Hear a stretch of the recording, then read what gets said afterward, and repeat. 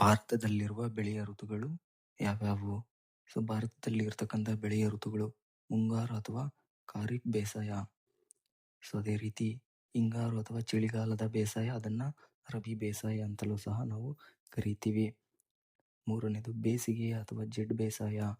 ಇವು ಭಾರತದಲ್ಲಿರುವ ಬೆಳೆಯ ಋತುಗಳಾಗಿವೆ. ಎರಡನೇ ಪ್ರಶ್ನೆ, ತೋಟಗಾರಿಕೆ ಮತ್ತು ಪುಷ್ಪ ಬೇಸಾಯವು ಭಾರತೀಯ ರೈತರ ಅಭಿವೃದ್ಧಿಗೆ ಹೇಗೆ ಸಹಾಯಕವಾಗಿದೆ? ಭಾರತವು ಇತ್ತೀಚೆಗೆ ತೋಟಗಾರಿಕಾ ಬೆಳೆಗಳು ಹಾಗೂ ಪುಷ್ಪ ಬೇಸಾಯದಲ್ಲಿ ಹೆಚ್ಚು ಅಭಿವೃದ್ಧಿಯನ್ನು ಸಾಧಿಸುತ್ತಿದೆ. ಅದೇ ರೀತಿ ತೋಟಗಾರಿಕಾ ಬೆಳೆಗಳು ಹಾಗೂ ಪುಷ್ಪ ಬೇಸಾಯವು ಇತ್ತೀಚಿನ ದಿನಗಳಲ್ಲಿ ವ್ಯವಸಾಯ ಕ್ಷೇತ್ರದಲ್ಲಿ ಪ್ರಮುಖವಾದ ಆರ್ಥಿಕತೆಯನ್ನು ಹೊಂದಿವೆ. ಇವುಗಳು ರೈತರ ಆದಾಯವನ್ನು ವೃದ್ಧಿಸಲು ಪೂರಕವಾಗಿವೆ. ಯಾರೆಲ್ಲ ಈ ಹೂಗಳನ್ನು ಬೆಳೀತಿದ್ರು, ಈ ಪುಷ್ಪ ಬೇಸಾಯವನ್ನು ಮಾಡ್ತಿದ್ದಾರೋ, ಅವರು ಆರ್ಥಿಕವಾಗಿ ಸಬಲರಾಗಲು ಸಾಧ್ಯವಾಗುತ್ತಿದೆ. ಅದೇ ರೀತಿ ಮೂರನೇ ಪ್ರಶ್ನೆ, ಭಾರತದಲ್ಲಿ ತೋಟಗಾರಿಕೆಗೆ ಹೆಚ್ಚು ಪೂರಕವಾಗಿರುವ ಭೌಗೋಳಿಕ ಅಂಶಗಳು ಯಾವುವು? ತೋಟಗಾರಿಕಾ ಬೆಳೆಗಳನ್ನು ತೆಗೆಯೋದಕ್ಕೆ ಪೂರಕವಾಗಿರತಕ್ಕಂಥ ಭೌಗೋಳಿಕ ಅಂಶಗಳು ಯಾವ್ಯಾವು?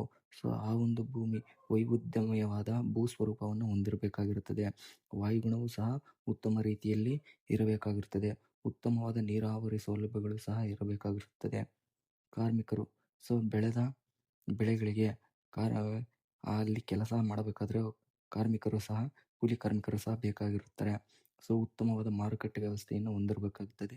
ಅದೇ ರೀತಿ ಸರ್ಕಾರದ ಉತ್ತೇಜನವೂ ಸಹ ಇದ್ದರೆ ತೋಟಗಾರಿಕೆಗೆ ಹೆಚ್ಚು ಪೂರಕವಾಗಿರುತ್ತವೆ. ಇವು ತೋಟಗಾರಿಕೆಗೆ ಪೂರಕವಾಗಿರ್ತಕ್ಕಂಥ ಭೌಗೋಳಿಕ ಅಂಶಗಳಾಗಿವೆ. ನಾಲ್ಕನೇ ಪ್ರಶ್ನೆ, ಖಾರಿಫ್ ಬೇಸಾಯವನ್ನು ವಿವರಿಸಿ. ಏನು ಈ ಖಾರಿಫ್ ಬೇಸಾಯ ಅಂದರೆ?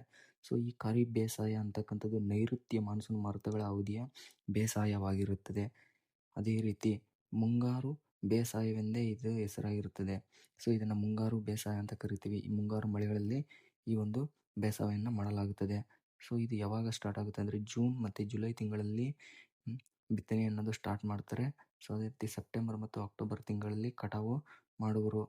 ಈ ಒಂದು ಬೇಸಾಯ ದೇಶದ ಹೆಚ್ಚು ಭಾಗವು ಈ ಅವಧಿಯಲ್ಲಿ ಸಾಗುವಳಿಗೆ ಒಳಪಟ್ಟಿರುತ್ತದೆ. ಈ ಒಂದು ಅವಧಿಯಲ್ಲಿ ದೇಶದಲ್ಲಿ ಎಲ್ಲೆಡೆ ಸಾಗುವಳಿಯನ್ನು ಮಾಡುತ್ತಾರೆ. ಅದೇ ರೀತಿ ಇಲ್ಲಿ ಯಾವೆಲ್ಲ ಬೆಳೆಗಳನ್ನು ಬೆಳೀತಾರೆ ಅಂದರೆ ಭತ್ತ, ರಾಗಿ, ಹತ್ತಿ, ಜೋಳ, ಮೆಕ್ಕೆಜೋಳ, ಎಣ್ಣೆಕಾಳುಗಳು ಈ ಅವಧಿಯಲ್ಲಿ ಬೆಳೀತಕ್ಕಂಥ ಮುಖ್ಯ ಬೆಳೆಗಳಾಗಿರುತ್ತವೆ. ಅದೇ ರೀತಿ ಐದನೇ ಪ್ರಶ್ನೆ, ಭತ್ತವನ್ನು ಬೆಳೆಯಲು ಅವಶ್ಯಕವಾಗಿರುವ ಭೌಗೋಳಿಕ ಅಂಶಗಳು ಯಾವ್ಯಾವು? ಭತ್ತವನ್ನು ಬೆಳಿಬೇಕಾದ್ರೆ ಯಾವ ರೀತಿಯ ಭೌಗೋಳಿಕ ಅಂಶಗಳನ್ನು ಹೊಂದಿರಬೇಕಾಗ್ತದೆ? 25 ಡಿಗ್ರಿ ಸೆಲ್ಸಿಯಸ್ ಉಷ್ಣಾಂಶವಿರಬೇಕಾಗಿರುತ್ತದೆ ಭತ್ತವನ್ನು ಬೆಳಿಬೇಕಂದ್ರೆ. 100ರಿಂದ 200 ಸೆಂಟಿಮೀಟರ್ ವಾರ್ಷಿಕ ಮಳೆ ಬೇಕಾಗುತ್ತದೆ. ಫಲವತ್ತಾದ ಮಣ್ಣು ಹಾಗೂ ಜೇಡಿ ಮಣ್ಣಿನಿಂದ ಆ ಒಂದು ಭೂಮಿ ಕೂಡಿರಬೇಕಾಗಿರುತ್ತದೆ. ಆ ಒಂದು ಭೂಮಿ ಸಮತಟ್ಟಾದ ಭೂಮಿಯಾಗಿರಬೇಕಾಗಿರುತ್ತೆ. ಕಡಿಮೆ ಮಳೆ ಬೀಳುವ ಕಡೆಗಳಲ್ಲಿ ಹೆಚ್ಚು ನೀರಾವರಿ ಅವಶ್ಯಕತೆ ಇರುತ್ತದೆ. ಈ ಎಲ್ಲ ವ್ಯವಸ್ಥೆಗಳು ಇದ್ದಾಗ ಮಾತ್ರ ಆ ಒಂದು ಭೂಮಿಯಲ್ಲಿ ಭತ್ತ ಬೆಳೆಯಲು ಸೂಕ್ತವಾಗಿರುತ್ತೆ. ಆರನೇ ಪ್ರಶ್ನೆ, ಭಾರತದಲ್ಲಿ ಭೂ ಬಳಕೆಯ ಪ್ರಕಾರಗಳನ್ನು ತಿಳಿಸಿ. ಈ ಒಂದು ಪ್ರಶ್ನೆ ಕೇಳಬಹುದು GPST ಪರೀಕ್ಷೆಯಲ್ಲಿ. ಭಾರತದಲ್ಲಿ ಭೂ ಬಳಕೆಯ ಪ್ರಕಾರಗಳು ಯಾವುವು? ನಿವ್ವಳ ಸಾಗುವಳಿ ಕ್ಷೇತ್ರ, ಅರಣ್ಯ ಭೂಮಿ, ವ್ಯವಸಾಯೇತರ ಭೂಬಳಕೆ, ಬೀಳು ಭೂಮಿ, ಹುಲ್ಲುಗಾವಲು, ಬಳಕೆಯಾಗದ ವ್ಯವಸಾಯ ಯೋಗ್ಯ ಭೂಮಿ. ಇವು ಭಾರತದಲ್ಲಿರ್ತಕ್ಕಂಥ ಭೂ ಬಳಕೆಯ ಪ್ರಕಾರಗಳು. ಒಂದನೇದು ನಿವ್ವಳ ಸಾಗುವಳಿ ಕ್ಷೇತ್ರ, ಅರಣ್ಯ ಭೂಮಿ, ವ್ಯವಸಾಯೇತರ ಭೂಬಳಕೆ, ಬೀಳು ಭೂಮಿ, ಹುಲ್ಲುಗಾವಲು, ಬಳಕೆಯಾಗದ ವ್ಯವಸಾಯ ಯೋಗ್ಯದ ಭೂಮಿ.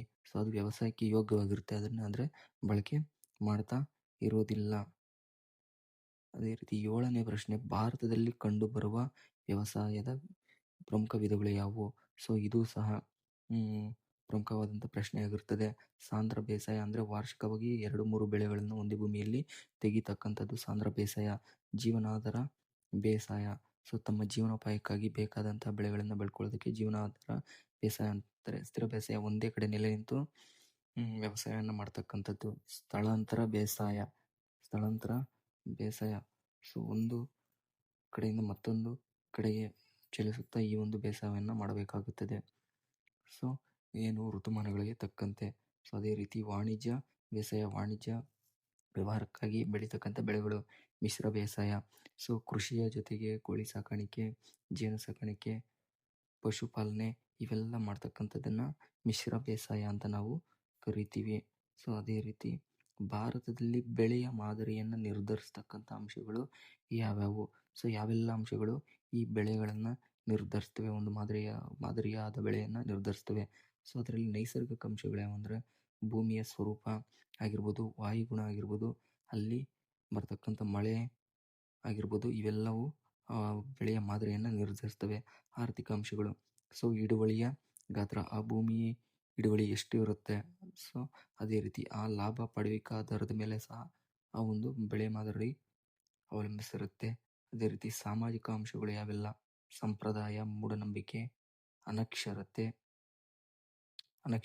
ರೈತರ ಮನೋಭಾವ, ರೈತರ ಧೋರಣೆ, ಇವೆಲ್ಲವೂ ಸಹ ಬೆಳೆ ಮಾದರಿಯನ್ನು ನಿರ್ಧರಿಸ್ತಕ್ಕಂಥ ಅಂಶಗಳು.